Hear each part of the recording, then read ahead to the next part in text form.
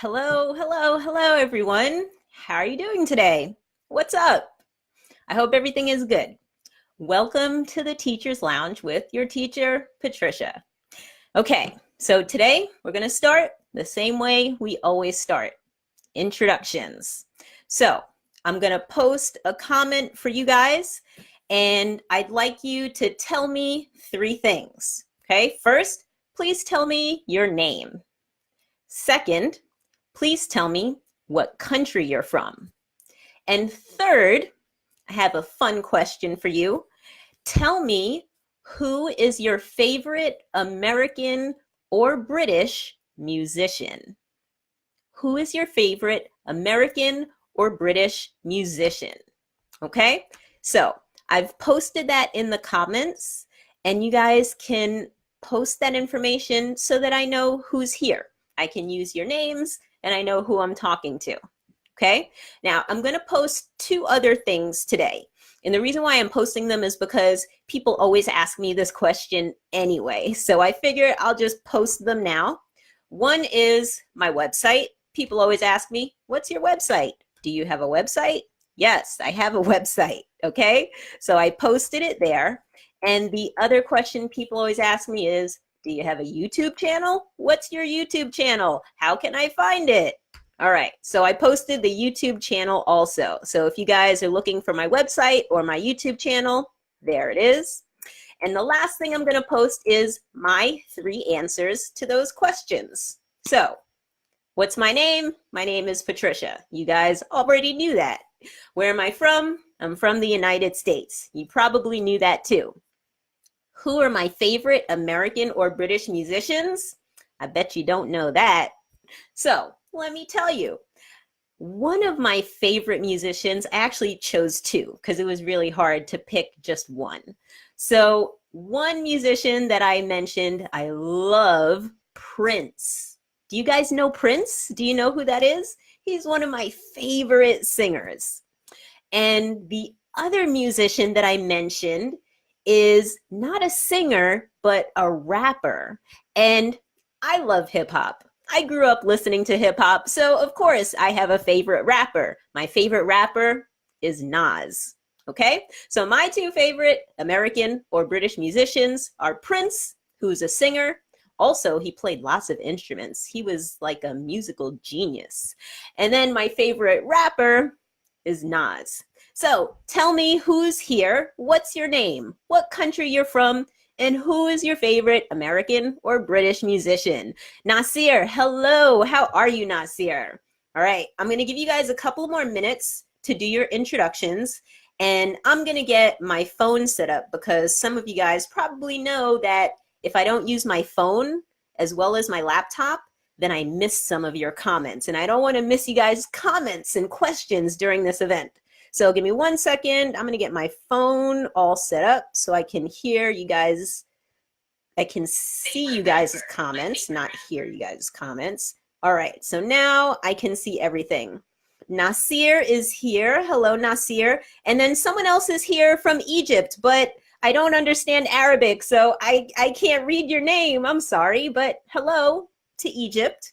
All right, so let's get started with this class. First of all, if you've been here before, do you notice anything different behind me? Do you notice that my picture is missing? Yeah, somebody was in my office the other day and knocked down my picture. I have to get it fixed, but I didn't get it fixed yet. Sorry, guys. All right, so let's get going. So today is February 1st. It's the first day of February. Happy February. And I don't know about where you guys live, but where I live in the United States, I live in the state of Connecticut, and right now it's really cold. A couple of days ago, it snowed. I am not a fan of snow. You may not have known that. I hate the snow. So I was not happy that day, but what can you do? So my first question for you guys, after you've introduced yourself, told me your name, what country you're from, and who your favorite musicians are from Britain or from America, my next question for you is, in the month of February, we have certain holidays that we celebrate in the United States. There are probably holidays that you guys celebrate in your country too. So my question is, do you know what is the big holiday, the popular holiday that we celebrate in February in the United States? It might be celebrated in your country too, I'm not sure.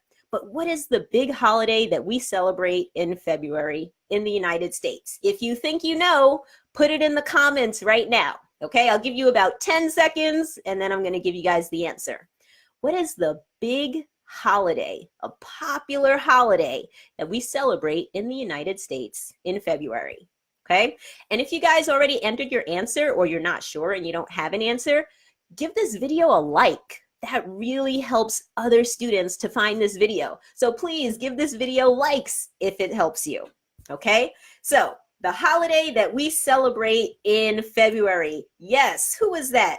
Gerardo or Gerardo? I'm not sure how you pronounce it, but you got it. Valentine's Day.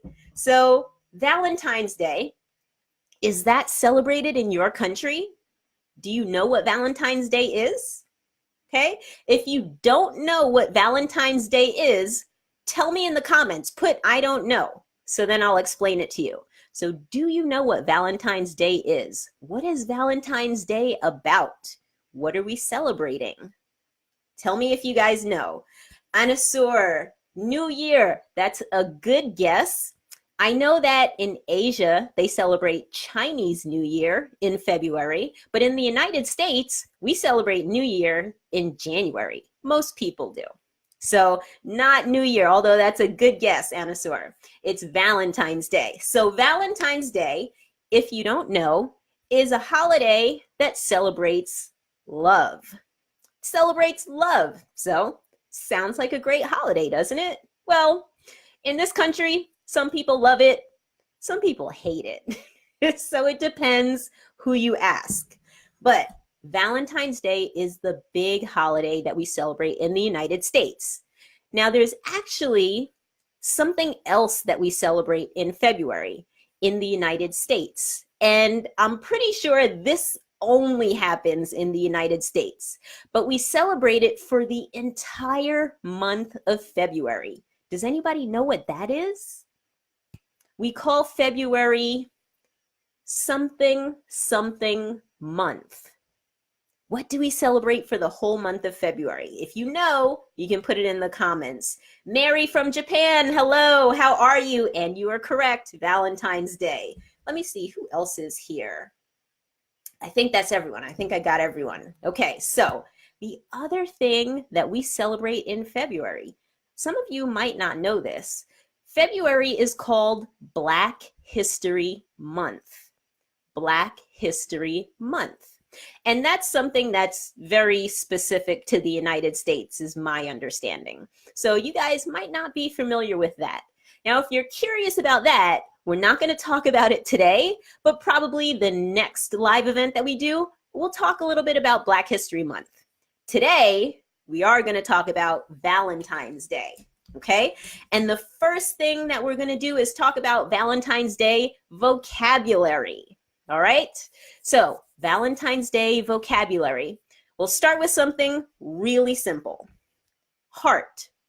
Heart is a vocabulary word associated with Valentine's Day. Okay, some people make a heart like this with their hands. You know what a heart shape is. A heart is associated with Valentine's Day. But let's talk about some more complicated vocabulary. Who is this? Nell from Nicaragua. Oh, Nelson. Hey, Nelson from Nicaragua. Nice to see you. All right, so a little bit more complicated vocabulary.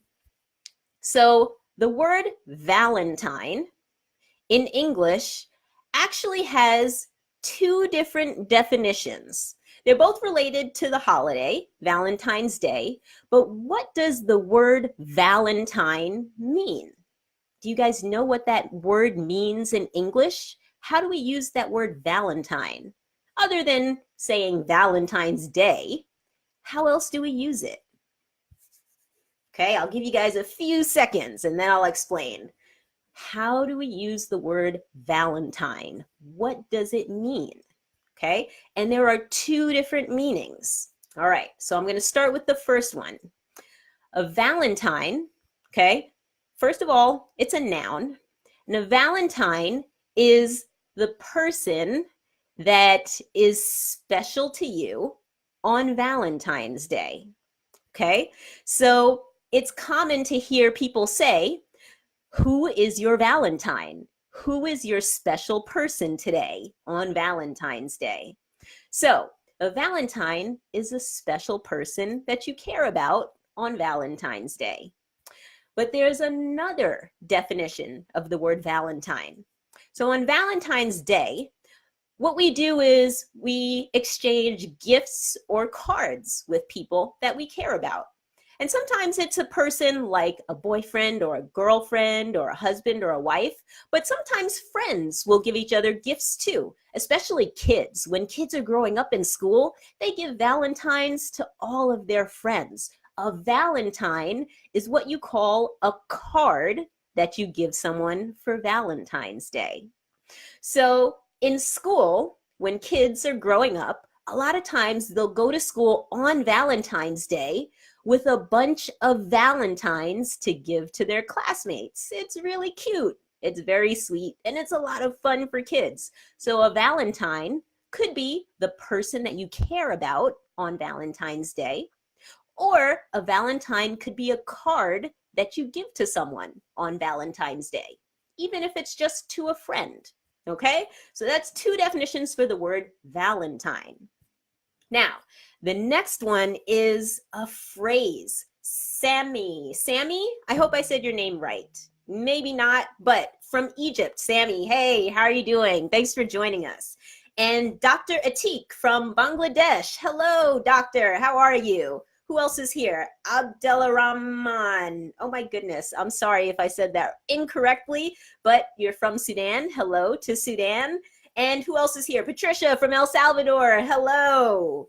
Mary. Yes, Valentine was the name of a saint. Mary, you're correct. So it's the name of a saint, but we also use that word in English as a noun to talk about the person you care about or the card that you give to someone on Valentine's Day. All right, so very good, Mary. I'm glad you knew that.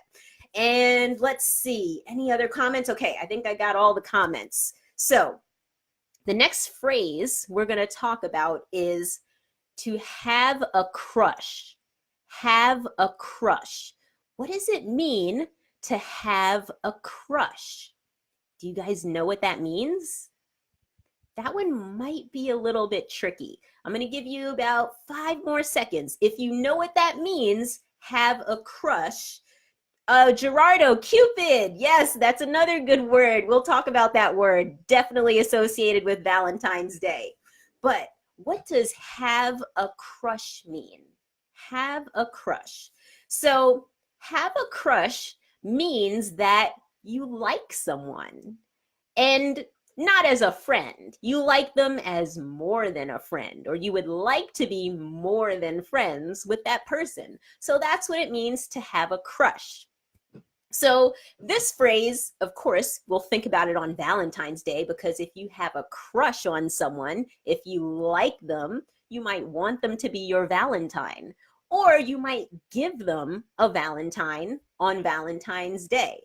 But you can use that phrase, have a crush, anytime. It's actually a very common expression in English. So here's how we use it.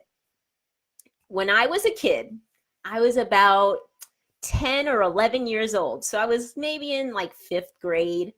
I had a crush on my classmates, but I never told him. I kept it a secret because I didn't know if he liked me. I was kind of shy. So I had a crush, but I didn't tell him. All right, so that's have a crush. Who else is here? Barry. Barry, hello, Barry. I can't see where you're from, but thank you for joining us. All right, so the next word that we're going to talk about is, well, not a word, but a phrase. Significant other. Significant other. Tell me if you know what that means. Anasur, yes, you're correct. Having a crush absolutely means you like someone. You were right. Good job, Anasur. All right, so now significant other. Think about that one. What does that mean? Significant other. I'll give you about 5 more seconds. What does significant other mean? Hello, Mercy. Mercy from Ghana. Welcome. Thanks for joining us. So, just so you know, we're talking about the phrase significant other. What does it mean? Well, a significant other basically means a boyfriend or a girlfriend. Okay? So it's a way of saying boyfriend or girlfriend when you don't want to specify male or female. It's kind of like the word sibling. Sibling is a brother or a sister. Doesn't matter if it's male or female, you can always use the word sibling. You can always use the phrase significant other when you're talking about a boyfriend or a girlfriend. Significant other. So if you have a significant other, that person better be your Valentine. Okay, Muhammad. Hello, Muhammad, how are you? And Mary, yes, a significant other, another word to describe that is your partner. Good job, Mary. So you can say boyfriend or girlfriend if you want to specify. You could say significant other, or you could say partner. A lot of people use that word too. Very good, Mary. All right, who else is here? Anasur, yeah, Anasur, you're on the right track. So significant means important. So your significant other is a person other than yourself who's significant in your life, who's really important in your life. So other than yourself, who's the most important person in your life? Your significant other, if you have one. All right, good job, Anasur. All right, so let's do one more. And I had a couple written down here, but I actually like the word that Gerardo brought up. So let's talk about that one. The word is Cupid. Thank you for bringing it up, Gerardo. What does Cupid mean? What is Cupid? Can you guys tell me that? Cupid. Have you ever heard that word before? Cupid. Barry, did you invite someone to the party here? Carolina, thank you. Thank you for inviting your friends. Anybody else while you're watching this, if you have a friend that should be watching this, invite them, tag them so that they can find this video, okay? All right, Cupid. Does anybody want to tell us about Cupid? Cupid is Cupid is a baby. Usually when you see a picture of Cupid, so Cupid is a person, not a thing, but Cupid is a little baby, and the baby usually doesn't have any clothes on except for like a diaper. So it's a little baby wearing a diaper, and the baby has a bow and an arrow, right? The kind of thing that would use to pull back and then you let it go and the arrow goes flying. Cupid has a bow and arrow. But his arrow, instead of having a point that would hurt you if it hit you, his arrow has a heart at the end of it. So if Cupid shoots his arrow at you and hits you, I guess it's supposed to make you fall in love with someone? I don't know. But Cupid is, you know, a fictional character like Santa Claus or the Easter Bunny, and he's the one that's associated with Valentine's Day. So Cupid is associated with Valentine's Day like Santa Claus is with Christmas, Easter Bunny is with Easter. That's who Cupid is. All right, so we did some vocabulary, but now let's move on to something a little more interesting, okay? So before we move on to the next section, I want to remind you guys of something, okay? Did you know, some of you know this, but maybe not all of you, did you know that I send free study materials to students who join my website community? Did you know that? I send free study materials to them by email every week to help them study. and also to remind them to study. So, did you know that? If you would like to join that group so you can get those study materials too, all you have to do is go to my website and join the community on there. If you go to my website, right on the first page, there's a place for you to get those free resources sent to you every week to help you study and to remind you to study. So if you're interested in that, if you think it would be helpful, and if you want more help than just using Facebook, go to the website and join that community too to get even more help from me. All right, guys? Now, since we're talking about Valentine's Day, for our listening practice, I usually tell stories. I think it's fun. Today's story is about how I met my husband. I felt like that would probably be a good story since our theme is Valentine's Day. So, everybody get ready for story time. Make sure you're listening carefully. And I'm going to ask you some questions at the end of the story to see if you were paying attention and if you understood. All right? So, here is my story. 12 years ago,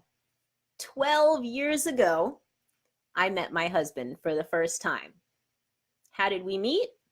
We met online 12 years ago. Can you imagine that? People meet online every day today, but 12 years ago, it was not that common. But that's how my husband and I met. We met online. So here's the interesting thing. At the time when we met, I lived in New York. That's a state in the United States. My husband lived in Rhode Island. That's a different state in the United States. Now, they're not that far apart, but they're not that close either. To get from where I live to where he lived, it would probably take about 3.5 hours driving. That's pretty far. So when we first met,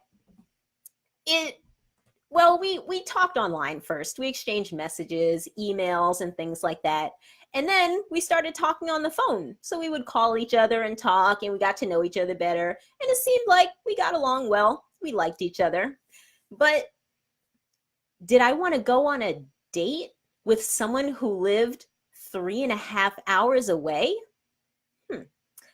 I wasn't sure about that. So at this point, we kind of got to know each other over the phone, but I had to make a decision.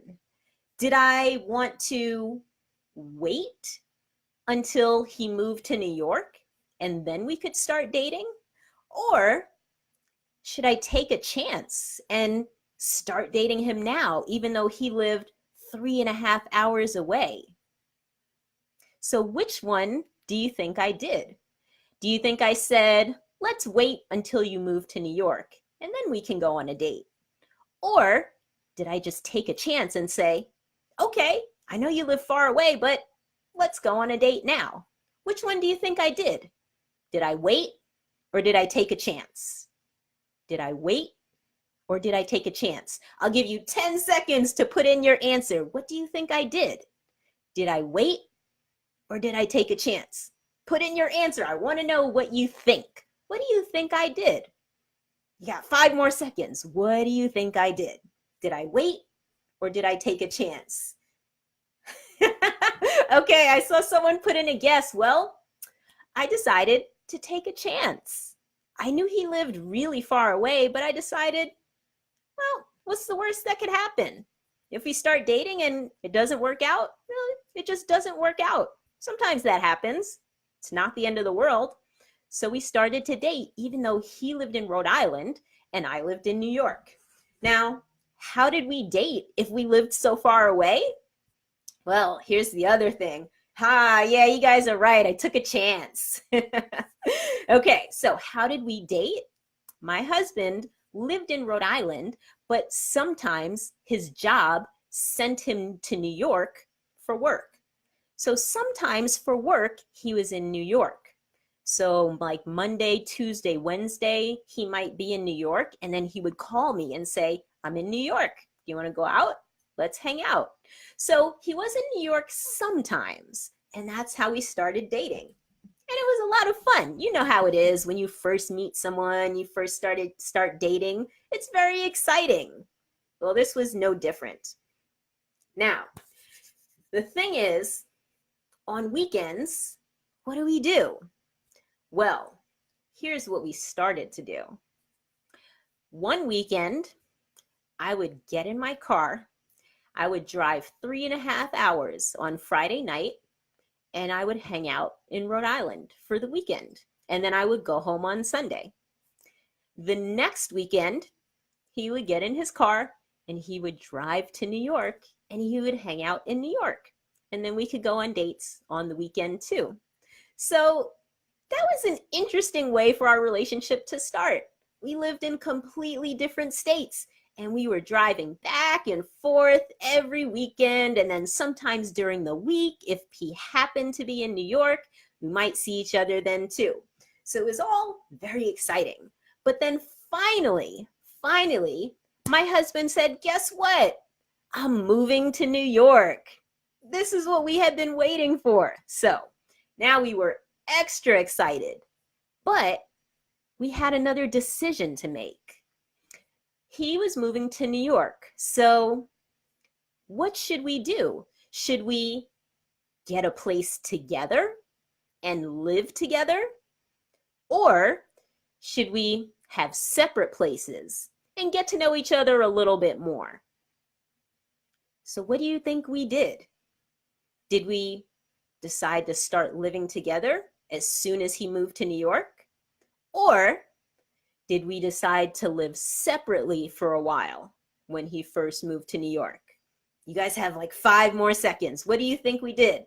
Live together or live separately? Live together or live separately? Which one? Which one? You lost your attention, Tazul? I'm sorry.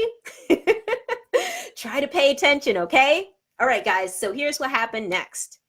We got a place together as soon as he moved to New York.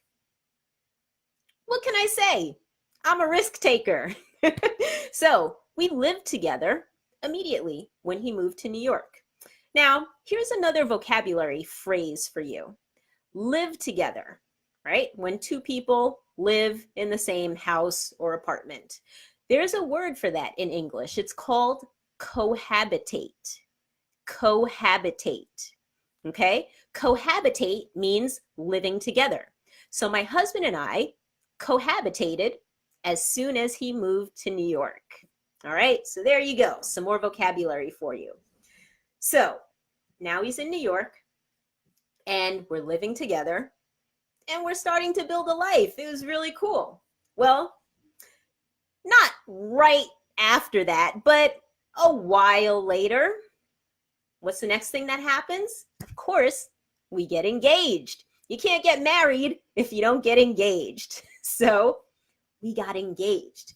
Now, when we got engaged, I knew that my husband was going to propose to me. Propose, that word, means to ask someone to marry you.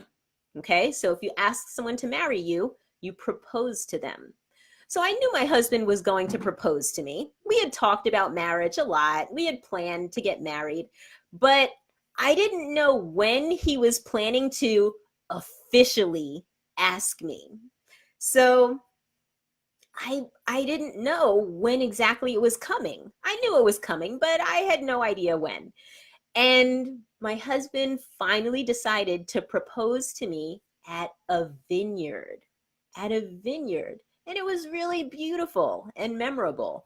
But do you know what a vineyard is? Who knows what a vineyard is? If you know what a vineyard is, type it in the comments. What is a vineyard?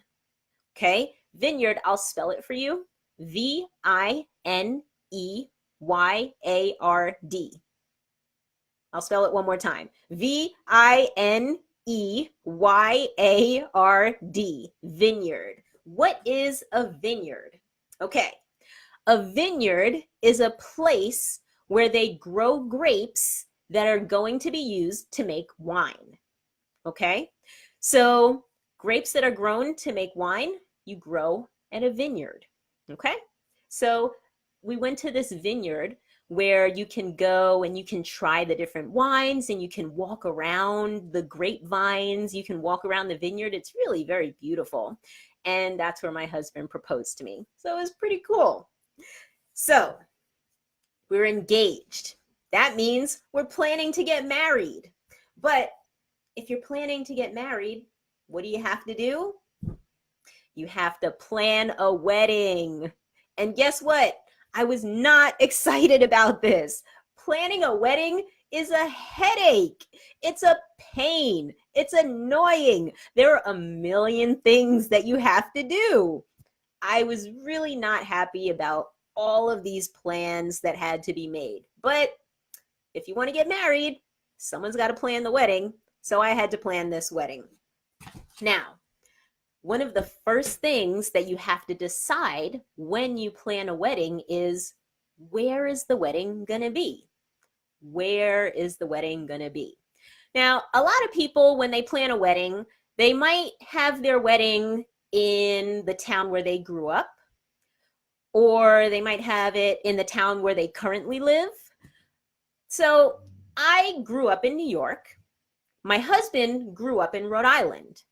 And at the time, we lived in Connecticut. And on top of that, my family is from Jamaica. So that's 4 different places that we had to consider for the wedding. Should we have the wedding in New York, in Connecticut, in Rhode Island, or in Jamaica? Which place do you think we chose for the wedding? Where do you think we had our wedding? I'll give you 10 seconds. You have 10 seconds to take a guess. Was it New York, Connecticut, Rhode Island, or Jamaica? I'll say the choices one more time. Was it Connecticut, New York, Rhode Island, or Jamaica? What do you think? All right, I'm going to tell you guys. We decided to have our wedding in Jamaica. So, why did we have the wedding in Jamaica? Well, this is the main reason. I have a lot of family in Jamaica and in the United States. So, it's probably split pretty evenly. About half of my family is here and half of my family is there.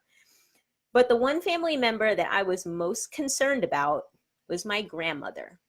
I really wanted my grandma to be at my wedding. And my grandma, some of you might know this from my Facebook page, my grandma right now is 106 years old, still alive. At the time, she was 104. And, you know, she's still okay. She can still walk around and hear and speak and understand, but she can't travel as much as she used to. She used to come to the United States and visit all of her kids all over the country. But now that she's over 100, it's hard for her to travel like that.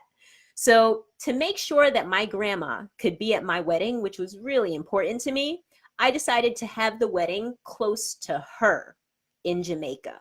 So that's why we chose Jamaica. And then everybody else, I just decided they're going to have to find a way to get there, or they don't have to come. I know they still love me. They just couldn't make it that day. So that's why we ended up having our wedding in Jamaica. And guess what? We lived happily ever after. So that's the end of my Valentine's Day story about how I met and married my husband. Now, I have some questions for you. Also, if you enjoyed that story, come on guys, give me a like. That would really help other students to find this video, okay? So, my first question for you is, how long ago did I meet my husband? How long ago did I meet my husband? Sumerian? I hope I said your name correctly. Hello there. Thank you for joining us. Okay. Oh, I have an interesting comment here while you guys are trying to put in the answer to that. You must sacrifice for love and live together in New York. Yes, sometimes you have to sacrifice for love. That's true. All right, so how long ago did I meet my husband? Dean, very good. 12 years ago. Mary, you got it. 12 years ago. Very good, guys. I thought you might have forgotten that by the end of the story because I only said it once at the beginning. Good job. Okay, the next question is, where did I live when we met?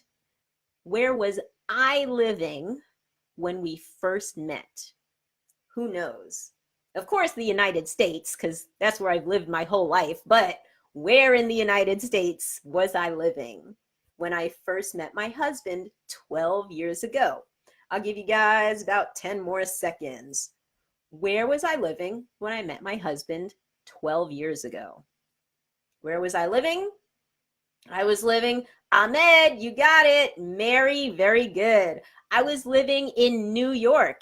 And Mary, you're right. I was actually living in the city. I was living in New York City. Yes. Oh, you guys all remembered that one. Very good. Abdel Rahman. I hope I said that right. Very good. You got it. Al Fadil, of course, New York. Very good. Dean, you got it. New York. Anasur. Yes, New York. And oh, Anasur, my husband lived in Rhode Island. Rhode Island. I'm going to spell it for you just so you can see it. You're close. Rhode Island. Okay, very good, guys. The next question. When did my husband and I decide to cohabitate?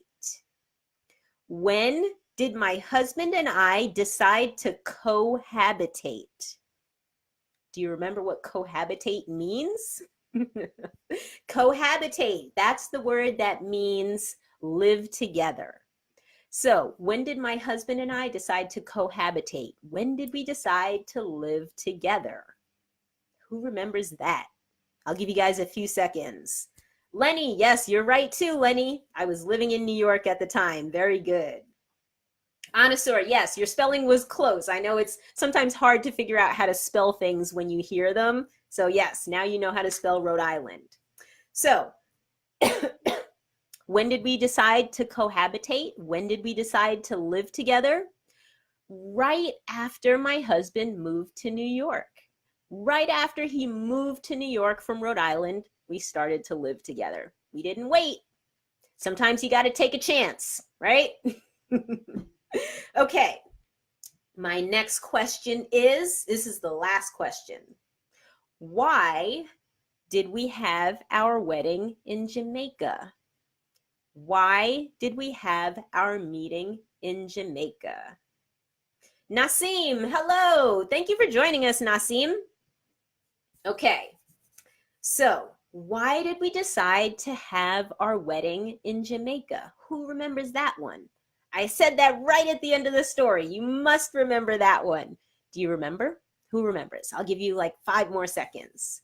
Why did we have our wedding in Jamaica? Yes, Ahmed, very good. You were paying attention. All right, so the reason why we chose to have our wedding in Jamaica is because that's where my grandma lives, and I wanted to make it easy for her to get to the wedding because she's getting older. She's the oldest living member of my family, I think. I think she is. So yes, I wanted to make sure my grandmother could come. So I had the wedding close to her. All right, that was awesome, guys. Good job. I really like how you guys are paying attention. Okay, so Lenny, very nice, because of my grandmother. Dean, you got it, because of my grandmother. And who else? Anasura, very good. You got it. Mary, you got it too, for my grandmother. And Norvin, hello. I don't even think I saw your name before. Thank you for joining us. And also, yes, because my grandmother is a little too old to travel these days. And Anasur, 106 years old. Yes, that's how old my grandmother is today.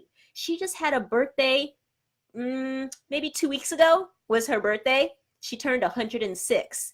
There was actually an article in the newspaper in Jamaica about my grandmother's birthday because she's so old. My grandmother was in the newspaper in Jamaica.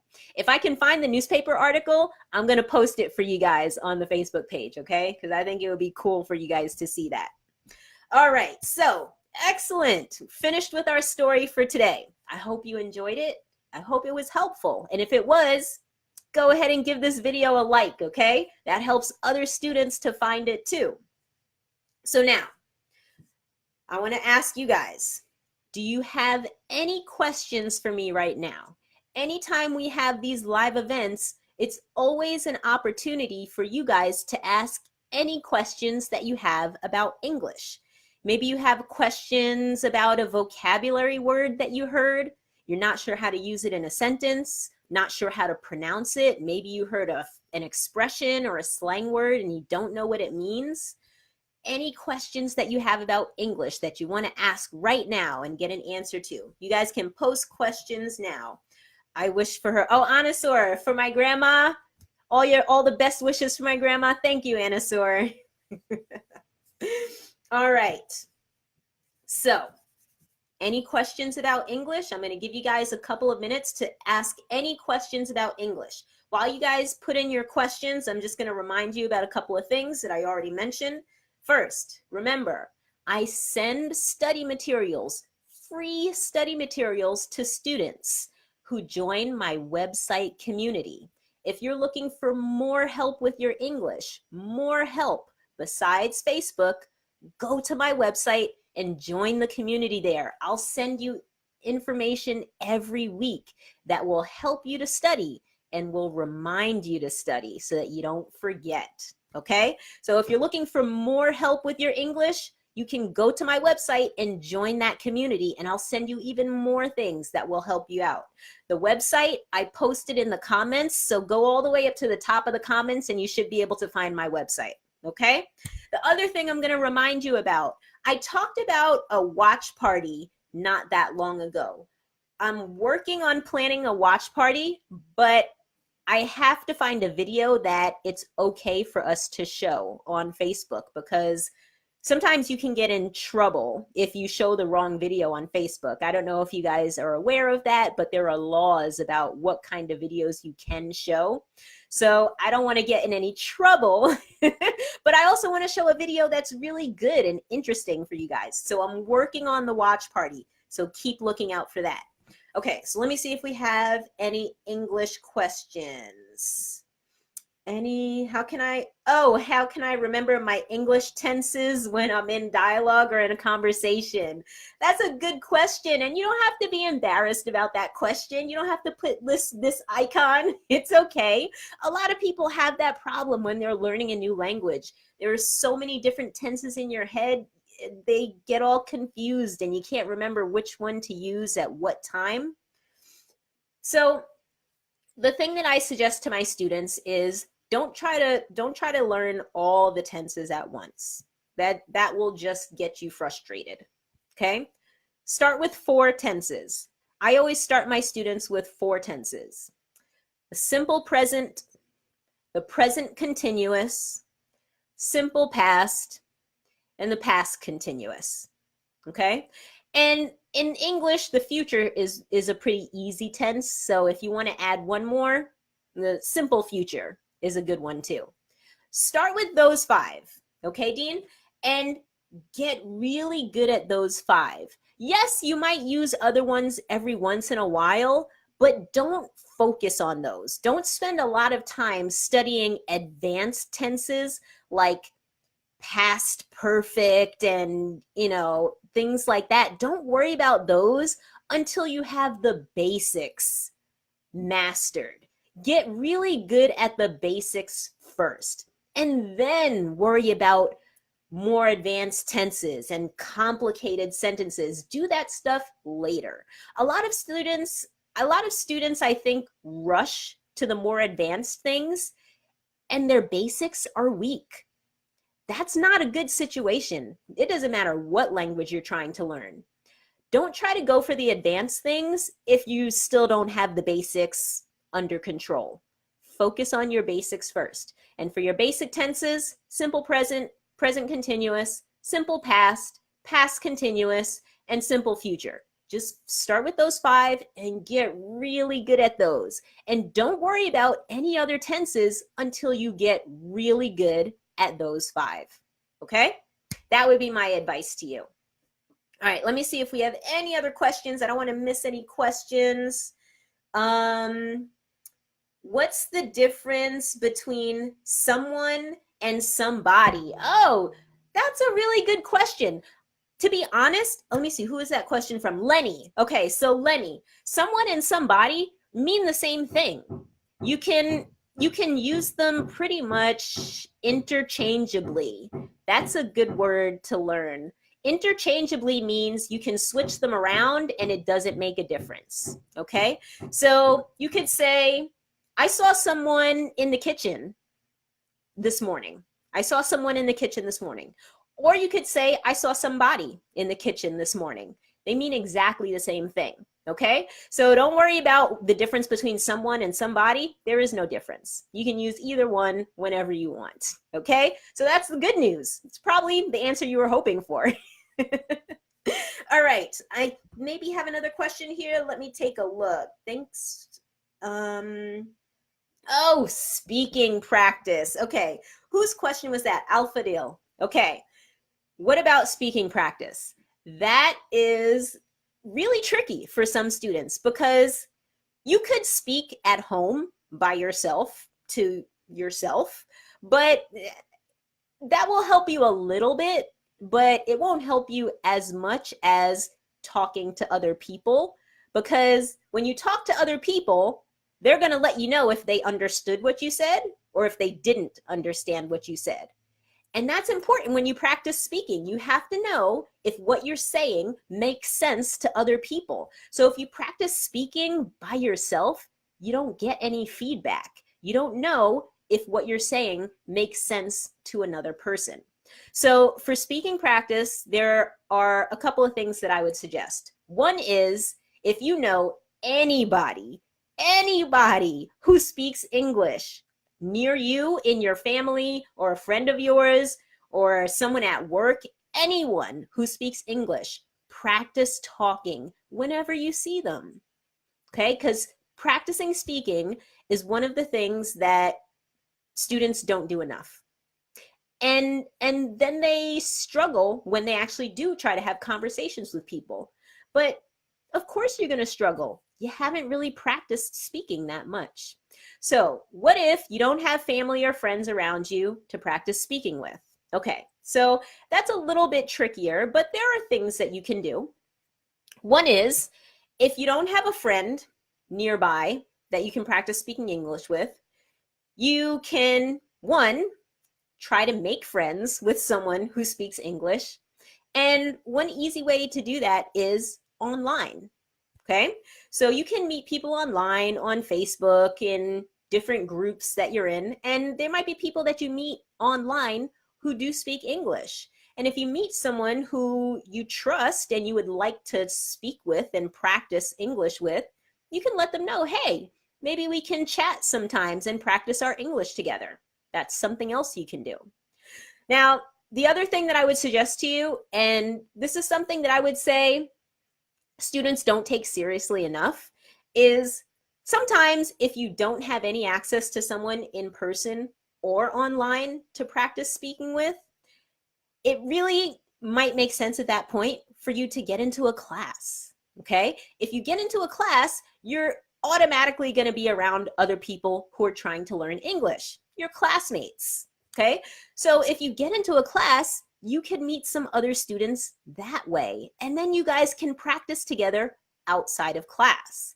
The other thing is, why not practice speaking with a native speaker?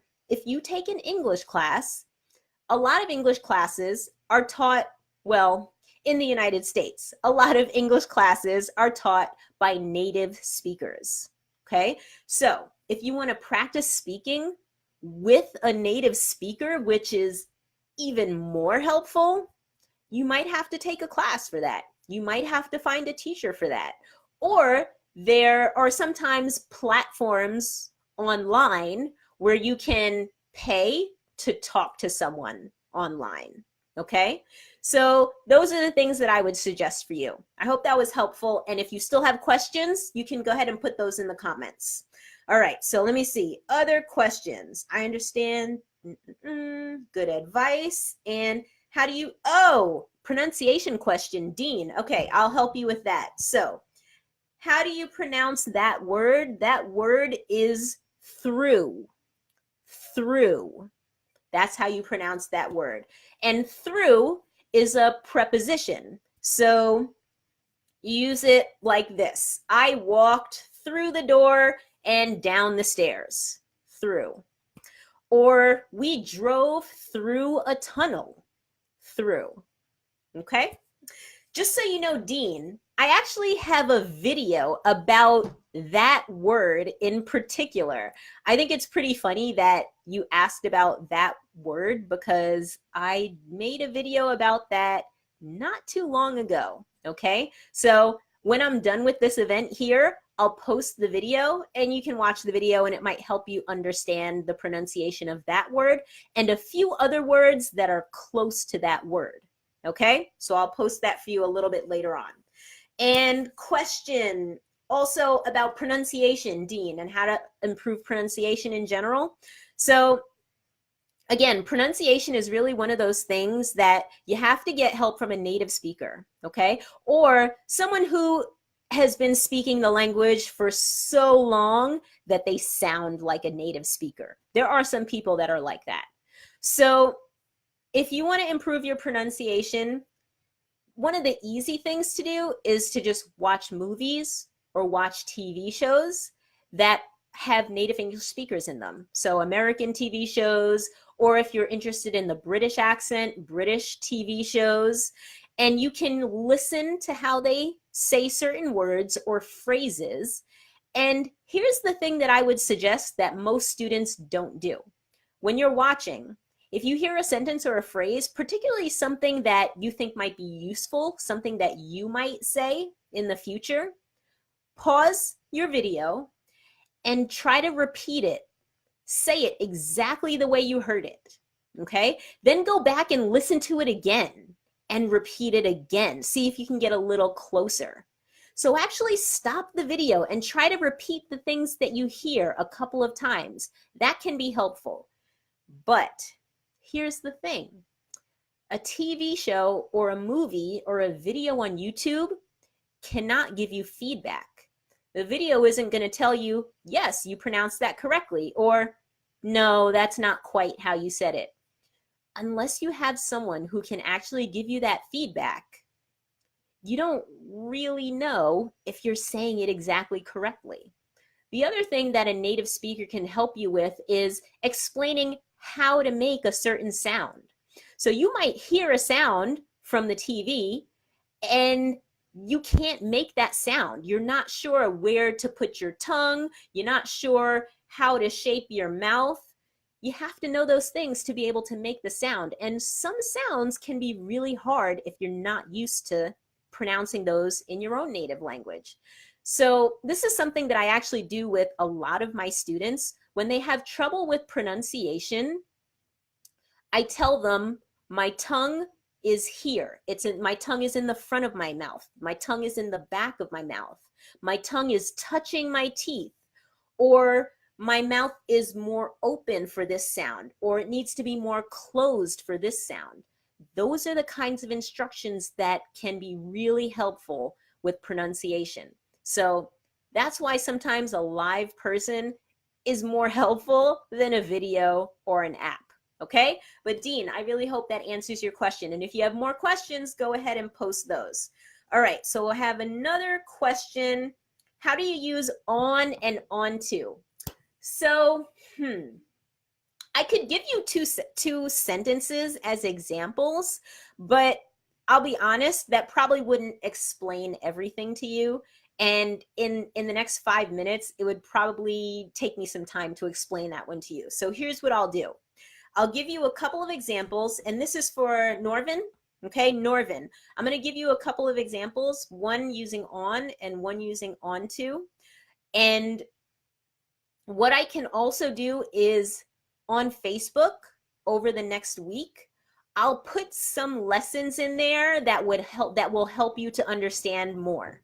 Okay, so there are some times when you can use on and onto in the same sentence. Like How would I use onto? Let me think. Oh my goodness, pressure, pressure.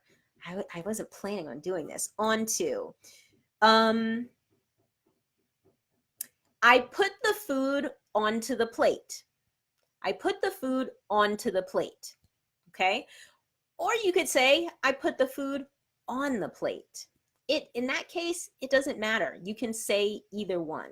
Okay. Now, here's the thing, Norvin. There might be a couple of situations where it's important to choose one or the other, but right now, I'm having a hard time thinking of one. So, Norvin, like I said, let me think about this one a little bit, and then I'm going to post some things on the Facebook page to help you understand that a little bit better. Okay, so on and onto, keep checking our Facebook page, and I'll put some things on there to help you out. All right, and then I got another question. Who is this? Ahmed.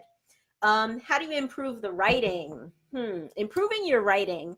That, to be honest, improving anything, it takes practice. You got to practice, practice, practice. Now, improving writing is a little bit tricky because the only thing that I would suggest you do on your own to practice writing is reading, to be honest. Because when you read, you're reading the English of a native speaker who really knows how to use the language. So when you read, you need to pay attention to how this reader or how this writer put the words together. What tense did they use to get this point across? What word did they use to describe this thing? So when you read, those are examples of how you should write. But again, in order to really improve with something, you need feedback from someone. So if you're going to write something, you have to show it to someone who knows how you should be writing in English and who can tell you, oh, this is a good sentence, but this one here, we need to work on that one a little bit. That feedback is really important. So if that's something you're interested in, I actually know a teacher who focuses just on writing skills. Okay, so what I do is I help adults who want to improve their English, but mainly their speaking, their listening, and their reading skills. If you're particularly interested in writing, I would actually suggest this other teacher that I know because she is a pro. A pro means like she's an expert. She's an expert at helping people improve their writing. That's all she does, and she's really good at it.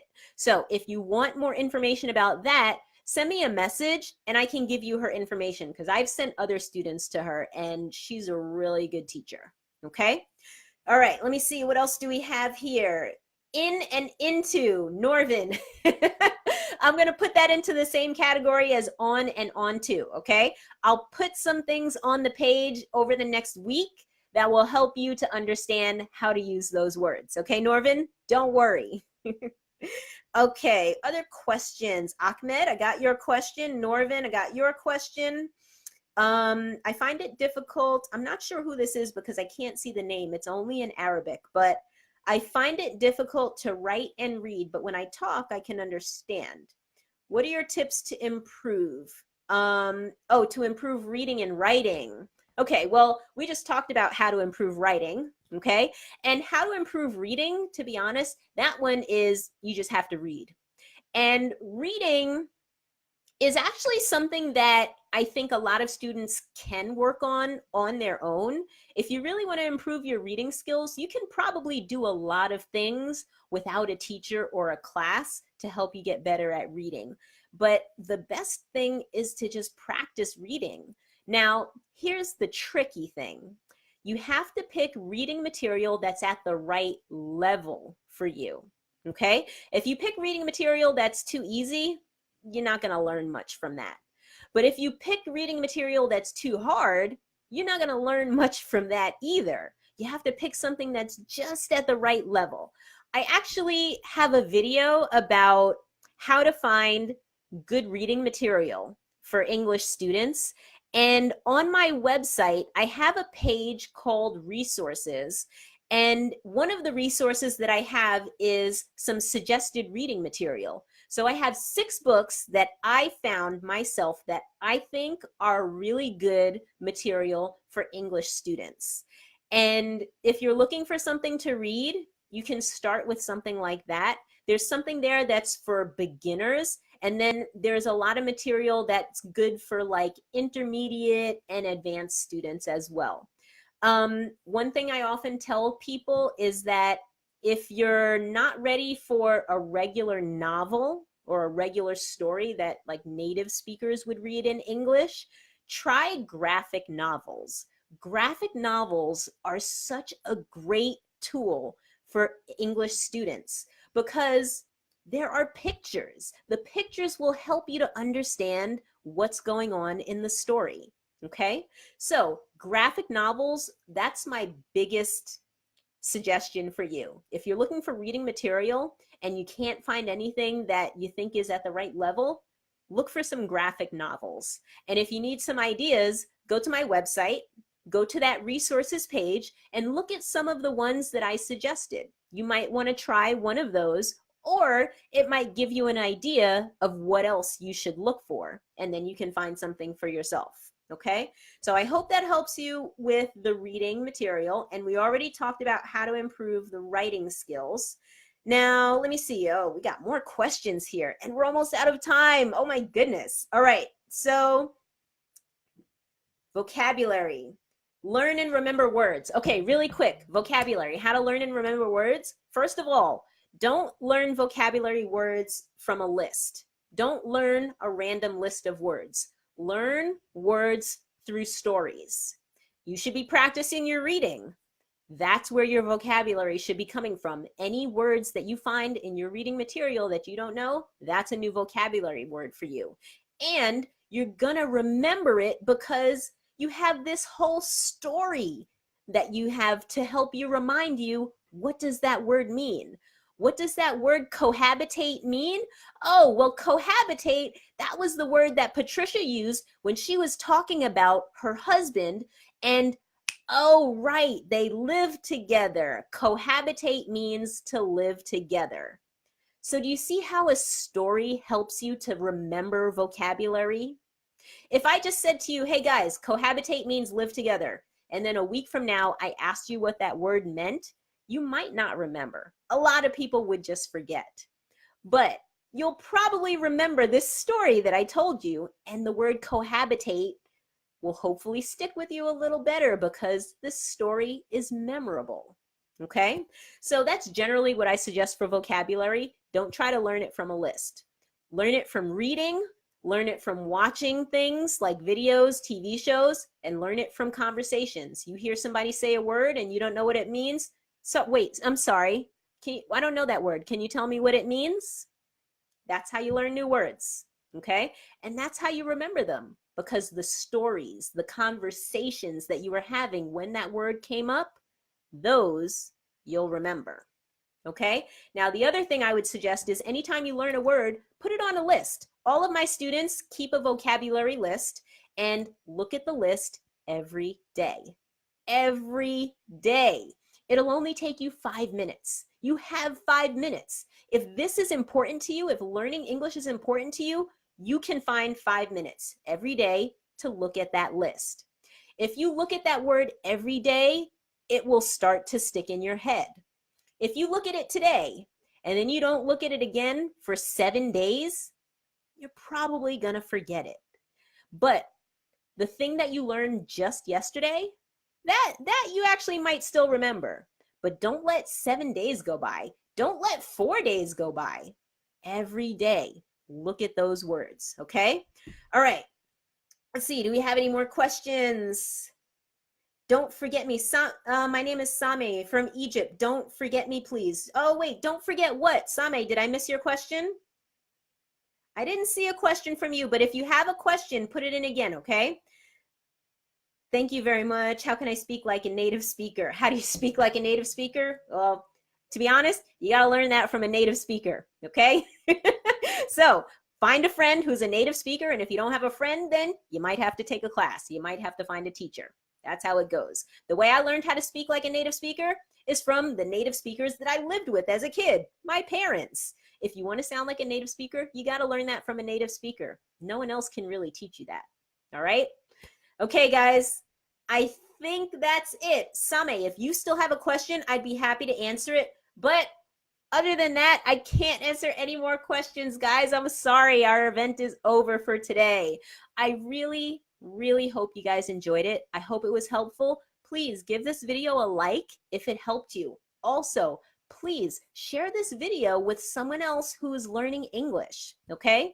And reminders, if you want more help with your English besides Facebook, go to my website. I send free study materials to anyone who joins my website community. Every week, it's your reminder to study English, and there are different things in there for you to do. Okay, guys? So, I really hope this was helpful.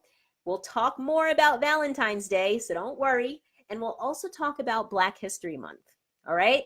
I hope you all have a good day or a good night, and I'll see you all soon. Take care, guys.